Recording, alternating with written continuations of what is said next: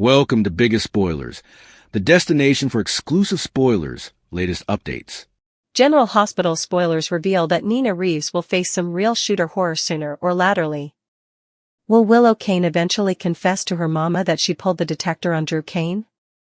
At the moment, Willow is putting on an innocent act, indeed when she's with Nina. G.H. Sucker saw a flashback of Willow pulling the detector on Drew doubly, but she's pretending she's a victim who's been framed by Michael Corinthos. Still, there may come a point when Willow will need someone to entrust in. However, she may blurt out a concession to Nina, if Willow ever decides to come clean about the fact that she's the true shooter. It's indeed possible that Nina will find out another way, like if she overhears Trina Robinson discovering to Portia Robinson or Commodity along those lines. Indeed, Alexis Davis herself could eventually admit to Nina that she knows Willow is shamefaced, indeed if she does, and elaborate on how she knows that. We could imagine Nina uncovering the shooter verity ever and sitting Willow down for an honest discussion. Nina might push Willow to discover what really happened, so perhaps it could eventually pour out of Willow and give her a chance to get everything off her casket. Anyhow, Nina pledged to support Willow unconditionally. Since Nina knows this could be her last chance to connect with her son, she doesn't intend to blow it. We've no doubt that Nina will keep quiet if Willow confesses to her about shooting Drew that stormy night. Willow might admit Commodity inside her snapped and made her realize she had to make Drew pay for ruining her life. Although observers have seen Willow's flashbacks, it'd be nice to actually hear her perspective, too. However, she could partake the whole unattractive story and explain what was running through her mind, if Willow makes a big concession to Nina at some point. Will Nina come the keeper of Willow's secret at some point? Will Willow admit the verity to her mama and get Nina's oath to keep her mouth shut? General Hospital spoilers say Nina could face some shocking news after Willow's vindication, so we'll bring you updates on all the drama. General Hospital shows Sonny Corinthos hopeless because he thinks that his son, Michael Corinthos, is about to be indicted of tried murder. He needs an alternate suspect, and Jen Sidwell is formerly a nuisance in Sonny's side. But Sidwell's son, Marco Rios, is going to be a problem for Sonny soon. We're going to talk about how Sonny may frame Sidwell for shooting Drew Kane Quartermain, but he doesn't know that Marco is formerly targeting him. Sonny Corinthos planned to cover Michael Corinthos from attempted murder charges on General Hospital this week. Sonny was raving at Alexis Davis, understandably because she threw dubitation each over Michael in court trying to win Willow Tate's tried murder case. And of course, Alexis knows that Willow is shamefaced, but she's hysterical to lose Scout Kane. So, Alexis threw Michael under the machine with both hands and Sonny's ticked. But Alexis said, the DA might not indeed pursue Michael, but Sonny knows better. DA Justine Turner wouldn't miss a chance to come for him or his loved one. So, Sonny thinks the stylish approach is to find notoriety to take the fall for shooting Drew. What's ironic really, Sonny doesn't suppose that Willow is shamefaced, and he has claimed all along she's not able of shooting Drew. Now, to her credit, Alexis smelled her lingo and didn't set Sonny straight and tell him that Willow is shamefaced. Plus, that presumably would have made Sonny indeed angrier and harder to deal with. So, he thinks if they throw an alternate suspect to the bobbies, acting commish Dante Falconeri and DA Justine Turner, it'll take the heat off Michael. And of course, Dante would presumably jump at an alternate suspect to keep from probing Michael. Why Jen Sidwell is the perfect target for a General Hospital frame job. Although Alexis apologized to Sonny for throwing Michael to the wolves, she also said she's got to make Scout her precedence. And for numerous reasons, I do'nt suppose Alexis will be part of any frame job that Sonny culinarians over. As a matter of fact, he shouldn't tell Alexis and not tell Diane Miller. The nethermost line is that conniving a unborn crime and telling your counsel isn't commodity that your attorney can keep hidden under honor, only past crimes. So, Sonny's about to start noodling on how to cover Michael. And let's be real, indeed if Sonny allowed that Michael really did shoot Drew in the back 2 times, Sonny would still be considering the same thing, framing notoriety differently so that Michael could go free. And since Sidwell is blackmailing Sonny and Laura Spencer, framing him would take care of several problems. So, it's really Sonny's stylish bet. And if he does the frame job right, Sidwell wouldn't know that Sonny did it, and those blackmail prints he's got may not come into play. Plus, if Sonny has Sidwell trying to dodge police heat over Drew firing, well, that could buy him and Laura some time to find the prints and destroy all of them and get relief of the influence. Laura Spencer's Dangerous Alliance and 2026 GH spoilers. So, this is a classic 2 catcalls, 1 gravestone result for Sonny. And if it works out, Sidwell either goes to captivity for trying to kill Drew or he goes on the run out of Port Charles to avoid going to captivity. And that would get Sonny and Laura out from under Sidwell's thumb. Plus, that way, Michael wouldn't go down for a crime he didn't commit. It's kind of great. And I could see Laura on board with this and willing to compass with Sonny. She may agree with him that it's the stylish approach. It'll get relief of violent sicky Sidwell. It'll get relief of the pitfalls against them. Plus, there are some 2026 General Hospital spoilers that may tie to Laura and Sonny targeting Sidwell this way. First, there's one saying that Laura goes to Axes to cover Kevin Collins and Ace Cassadine. And yes, Laura transferred Ace and Kevin to Ireland, but that's not an endless result. So, the Axes that Laura goes to may extend to not just exiting them temporarily, but to Laura conniving a frame job with Sonny to put the interest onto Sidwell. Marco Rios snaps vengeance for Natalia Rogers Ramirez and the trouble to Sonny Corinthos. Another spoiler says that Marco's abomination for Sonny grows and may put his relationship with Lucas Jones at threat. And that means Marco does commodity enough bad. I mean, Lucas doesn't indeed like Sonny. So, for whatever Marco does to risk their future, it must be enough heinous. And another spoiler says that Sidwell's bothered when Marco colors outside the lines to make Sonny pay and principally ignores his pater. Sidwell's orders. And if you flash back, Marco is so worried because Sidwell hasn't taken Sonny down or killed him. Marco absolutely blames Sonny for his mama Natalia Rogers Ramirez's death. Marco is still furious at Natalia's self-murder/overdose death, and he thinks Sonny is behind it. So, if Marco thinks that Sonny is coming for Sidwell, the one parent that he's got left, that could make Marco snap and take drastic action. I mean, Sidwell is actually the stylish option for Sonny and Laura to use for this frame job for Drew's firing. We enough much know Sidwell killed Judge Heron, so she couldn't reveal that he bought her to rule against Willow and keep the kiddies from her. The judge's body popped up in the water at the pier right across from Windermere. Plus, he enough much admitted it to Marco. The Judge Heron riddle and the connection to Drew's firing on General Hospital. And if you recall, Sonny also had Brick cook up fake line word to put in Drew's safe to condemn him and frame him for buying the judge. So, there's formally framing going on in the Sidwell and Drew space. And if Sonny realizes that it was Sidwell who originally bought the judge, that could get thrown into the blend to set up Sidwell to go down for multiple crimes. All of them be to tie back to Drew as well, which would make the Solon look shamefaced by association, which is another palm for everybody who hates him.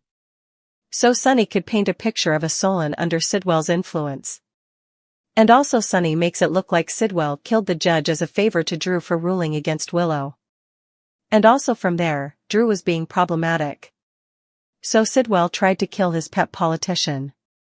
I mean, Sidwell's enough much told Jordan Ashford that if Drew is intertwined in the Portia Robinson highway robbery scheme, he's no longer of use to him.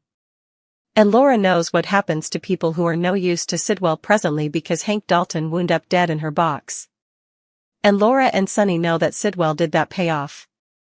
They don't know all the details of why he did it, what his full motive is for rub out Dalton, but obviously he did it and ditched the cadaver in her box. The WSB connection and Jordan Ashford's undercover mission on GH, but Jordan's keeping tabs on Sidwell and she's bringing back word to Laura and may explain that Sidwell may want to get relief of Drew. And if Sidwell's framed, Jordan could swear against him. You know, the whole reason she's indeed working for Sidwell is to expose and take him down. Jordan's principally undercover. So Sonny and Laura could paint a target on Sidwell for Drew firing and Jordan may help. But what Sonny, Laura, and Jordan don't know is Sidwell's involved with the WSB at the loftiest position. Director Callum is colluding with Sidwell to complete Caesar Faison's final exploration. So, indeed if Sonny and Laura do a perfect frame job on Sidwell, it could still fail because the WSB director might clean it up. So, that'll be an issue if Sunny chooses Sidwell as the target of his framed job, which to me seems like the likeliest seeker. Plus, Marco will be an issue because he formally hates Sunny and wants to kill him. And we suspect Willow's going to get a not shamefaced verdict. Because another 2026 spoiler says Sunny is working Justine when she investigates one of his favored bones. And Michael is the one likely to be on Justine's radar. And that means Willow's presumably vindicated in court to set all that in stir. So, watch to see where Sunny goes from then. He's presumably going to stay till the verdict comes in. And if it's a not shamefaced for Willow, which seems likely, Sunny will need to find an alternate suspect right down to throw to the PCPD, and it could be Sidwell, and also Marco will absolutely lose it. Port Charles was no stranger to chaos. Its streets had witnessed love, betrayal, and heartbreak for generations. But even by its own turbulent standards, the town was bracing for a storm unlike any other, a storm of secrets, revelations, and the quiet, simmering rage of those who had been pushed too far. Willow's confession, a daughter's burden. For Willow Kane, the truth was a weight she carried alone. On the surface, she wore the mask of innocence, an image she carefully maintained around her mother, Nina Reeves. She laughed, she smiled, she feigned shock and helplessness whenever the topic of Drew Kane came up, but inside, a storm raged. Deep in her mind, Willow relived the moment she pulled the trigger. Twice. The flashbacks haunted her, but she played the part of a victim framed by circumstances beyond her control. Yet, the more she hid behind that facade, the more the pressure mounted. Eventually, a crack would appear.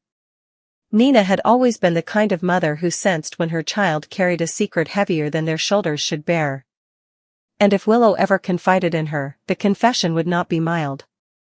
It would pour out like volcanic lava, raw, angry, full of self-loathing and justification. Perhaps it would be Nina overhearing a conversation between Trina Robinson and Portia Robinson, some innocent slip of information that revealed the truth. Perhaps Alexis Davis herself, in a rare moment of candor, would hint to Nina that she knew Willow's secret, though without divulging the details. Whatever the path, it seemed inevitable, Nina would confront Willow, and the moment would arrive where mother and daughter faced the dark, ugly truth together. Nina's vow to support Willow became a baptism of sorts, an unconditional commitment forged in the fires of worry, love, and fear. She would listen without judgment, she would protect without question, and she would hold the secret of her daughter's actions close to her chest. When Willow admitted that night's horrors, that she had snapped, that she had fired the gun to punish Drew for shattering her life, it would be Nina who carried the truth with her, a silent guardian of Willow's secret sins. Sunny's calculated fury. Meanwhile, across town, Sunny Corinthos paced. He was desperate, on edge, fueled by fear for his son, Michael Corinthos. With Willow acquitted, the law was inevitably turning its gaze toward Michael. Sunny had no intention of letting his son pay for a crime he didn't commit. His mind raced for solutions, strategies, scapegoats, anything to deflect attention from Michael. Enter Jen Sidwell, the perfect foil. Already a thorn in Sunny's side, Sidwell presented both a threat and an opportunity. If Sunny could frame him convincingly for the shooting of Drew Kane, he could protect Michael and eliminate a significant danger. The irony wasn't lost on him, Sunny never truly believed Willow capable of harming Drew, yet he had to engineer a world where perception, not truth, dictated survival. DA Justine Turner lurked like a shadow at every turn, and Sunny knew she would seize any chance to charge a loved one. Alexis Davis had unwittingly added fuel to the fire, throwing Michael under the bus in court to protect Willow and, ultimately, scout Kane. Sunny's frustration boiled over. Alexis had good intentions, but she had exposed Michael to danger he didn't deserve. Now he had to act quickly, creatively, ruthlessly. Framing Sidwell, a dangerous gambit. Sidwell's own missteps made him the ideal candidate for Sunny's scheme. He had enemies, secrets, and enough dangerous leverage to make him believable as the culprit. And yet, Sunny had no intention of revealing the plan to Alexis, or to Diane Miller. No attorney could ethically shield someone from knowledge of a planned crime, and Sunny knew better than to risk complicating matters. By targeting Sidwell, Sunny also gained leverage against the blackmail he and Laura Spencer had endured. Sidwell's illicit photos and coercion could be neutralized if he became the focus of law enforcement instead of Michael. If the plan worked, Sidwell would either flee Port Charles in panic or end up behind bars, neatly removing a thorn from Sunny and Laura's side while keeping Michael safe. Laura, always the strategist, recognized the brilliance and danger of the plan. Her own history of taking extreme measures to protect those she loved, from Kevin Collins to Ace Cassadine, had taught her that sometimes the only path to safety was through a calculated risk. And she agreed, Sidwell needed to be the scapegoat. It would solve multiple problems at once, protecting her family while removing a violent, unpredictable threat from the city. Marco Rios, a powder keg waiting to explode. If Sunny believed that Sidwell was a controllable variable, he was sorely mistaken. Marco Rios, Sidwell's son, was a powder keg of rage and vengeance. Marco's fury over the death of his mother, Natalia Rogers Ramirez, simmered dangerously. He blamed Sunny for her demise and had made no secret of his desire to see Sunny pay. This made the framing plan even riskier. Marco operated outside Sidwell's commands, fueled by anger and grief, ready to act independently. Should he discover that his father was being manipulated or framed, the consequences could be deadly, not just for Sidwell or Sunny, but for anyone standing nearby. Marco's unpredictability was a storm unto itself, one that could derail Sunny's careful plans in an instant. The judge, the bribe, and the web of deceit. And then there was Judge Heron. Sidwell's hand had been heavy in her demise, manipulating her for his own ends. Sunny had already engineered fake evidence implicating Drew, carefully placing it in Drew's safe, further muddying the waters and reinforcing the notion that Sidwell's machinations reached into the highest echelons of justice. Now, with the judge's death tied to Sidwell and Drew implicated by association, Sunny could construct a compelling narrative for law enforcement, a congressman under Sidwell's influence, a judge removed from the equation, and a chaotic chain of events that pointed to the WSB operative as the guilty party. Michael could remain untouchable, Willow free, and Sidwell finally facing consequences for his own misdeeds. Laura knew the stakes. She had seen what happens when people lose usefulness to Sidwell. Hank Dalton's fate, unceremoniously dumped in her trunk, was a reminder, in Sidwell's world, there were no second chances. By aligning with Sunny, Laura could ensure that the same fate did not befall them. Jordan Ashford, the inside connection. Jordan Ashford, working undercover, provided crucial intelligence on Sidwell's movements and plans. Her mission to expose Sidwell meant she could testify against him if needed, adding another layer to Sunny and Laura's strategy. Yet even Jordan couldn't account for Director Ross Cullum, whose involvement at the highest levels of the WSB meant the ultimate outcome was never guaranteed. Cullum could erase evidence, cover tracks, and manipulate the system in Sidwell's favor. The dominoes of deception. As Willow prepared to step out from the courtroom shadows, Sunny and Laura's plan set in motion a domino effect that threatened to topple multiple lives. Michael remained the pivot point, Sidwell the pawn, Marco the wild card, and the law itself a looming sword over them all. Meanwhile, Nina remained unaware of the full extent of her daughter's secrets, poised to become the keeper of truths too dangerous for the world to hear. Every conversation, every glance, every whispered threat became a potential spark. In Port Charles, trust was a currency more fragile than ice. Friendships, alliances, and family bonds were tested in the fires of fear, and each resident had to navigate a landscape where a single misstep could mean ruin. Baptism by fire and ice.